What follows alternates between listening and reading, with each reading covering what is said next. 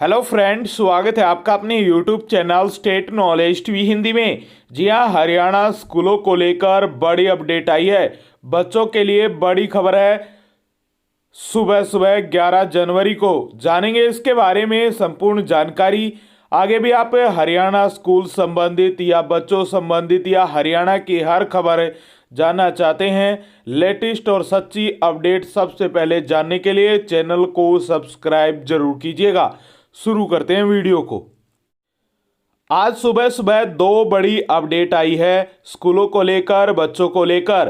पहली अपडेट है कि आधार की जगह अकाउंट आधारित पेमेंट से विद्यार्थियों को मिलेगी छात्रवृत्ति। यानी जो छात्रवृत्ति हरियाणा सरकार द्वारा बच्चों को दी जाती है वो अकाउंट आधारित पेमेंट से विद्यार्थियों को मिलेगी, न कि आधार।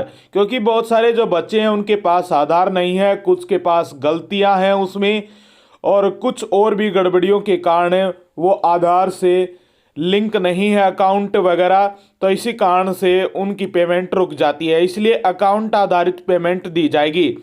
आधार नंबर में गड़बड़ी मिलने पर समय पर नहीं मिल पा रही थी छात्रवृत्ति, तो इसलिए ये अकाउंट आधारित पेमेंट देने का फैसला किया है।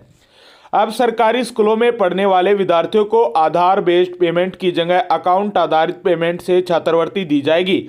आधार नंबर में गड़बड़ी होने पर विद्यार्थियों को समय पर छात्रवृत्ति न मिलने की वजह से शिक्षा विभाग ने यह फैसला किया है। इस बारे में विभाग ने सभी जिला शिक्षा अधिकारियों को पत्र के माध्यम से अवगत करा दिया है।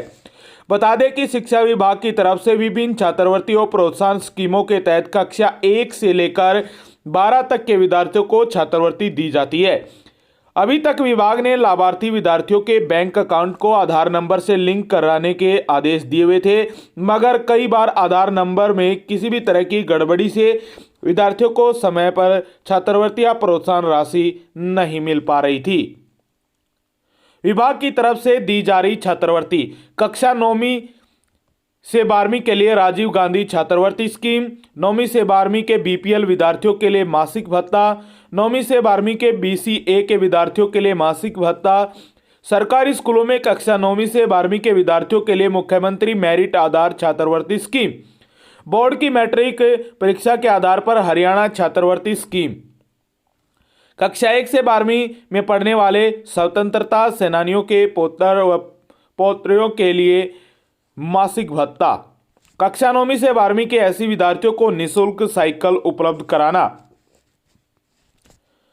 कक्षा 9वीं से 12वीं के सभी ऐसे विद्यार्थियों को वन टाइम कैश अवार्ड, 9वीं से 12वीं के सभी ऐसे विद्यार्थियों को मासिक भत्ता, 11वीं और 12वीं के विद्यार्थियों को 10वीं बोर्ड परीक्षा के आधार पर पंजाबी भाषा के लिए अवार्ड और डॉक्टर भीमराव अंबेडकर मेधावी छात्रवृत्ति योजना भी इन योजनाओं में, इन स्कीम में शामिल है।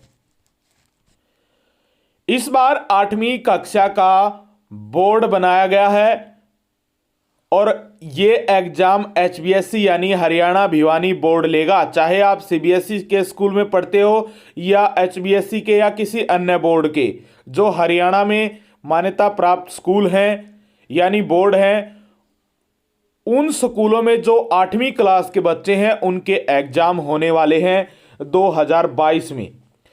और स्कूलों ने कहा है कि सीबीएसई और आईसीएसई से मान्यता प्राप्त है, हरियाणा बोर्ड से उनका नाता नहीं है। 8वीं की परीक्षा लेने के एचबीएसई के फैसले को हाईकोर्ट में चुनौती दी गई है। 8वीं की बोर्ड परीक्षा लेने के हरियाणा विद्यालय शिक्षा बोर्ड के फैसले को चुनौती देने वाली याचिका पर सुनवाई के दौरान हरियाणा के एजी ने कहा कि अभी तक अंतिम फैसला नहीं लिया है, नियमों के अनुसार निर्णय लिया जाएगा। हाईकोर्ट से इस संबंध में जवाब के लिए 7 दिन की मोहलत मांगी गई है, जिसे हाईकोर्ट ने मंजूर कर लिया है। साथ ही अगली सुनवाई तक स्कूलों के खिलाफ कार्रवाई न करने का आदेश दिया है। याचिकाकर्ता हरियाणा प्रोग्रेसिव स्कूल एसोसिएशन ने एडवोकेट पंकज मानी के माध्यम से बताया कि उनके संगठन ने 300 से अधिक स्कूल जुड़े हैं और यह आईसीएसई और सीबीएसई से मान्यता प्राप्त है। हरियाणा विद्यालय शिक्षा बोर्ड से उनके स्कूलों का कोई लेना देना नहीं है। हरियाणा बोर्ड व उनका सिलेबस भी बिल्कुल अलग है। इसी कारण से जो एचबीएसई के अलावा जो मान्यता प्राप्त बोर्ड है जो अन्य बोर्ड है उन्होंने हाई कोर्ट का दरवाजा खटखटाया है कि हमारा एचबीएससी से कोई लेना देना नहीं है, न ही हमारा एचबीएससी के साथ सिलेबस मिलता है। तो इसलिए उन्होंने कहा है कि हम 8वीं का जो बोर्ड की एग्ज़ाम है वो हम नहीं देंगे एचबीएससी को। तो 7 दिन में जवाब मांगा गया है, 7 दिन में जवाब दाखिल किया जाएगा हाई कोर्ट में, उसके बाद फैसला होगा। और इन 7 दिनों के लिए रोक लगा दी गई है कि सरकार इन स्कूलों पर कोई कार्रवाई नहीं करेगी। तो एग्ज़ाम होंगे या नहीं होंगे तो इस पर फैसला 7-8 दिन के बाद ही संभव होगा। तो आगे भी जानकारी लेना चाहते हैं स्कूल संबंधित, बच्चों संबंधित हरियाणा की हर खबर, सच्ची खबरें, लेटेस्ट अपडेट सबसे पहले जानने के लिए सब्सक्राइब का बटन दबा दीजिएगा।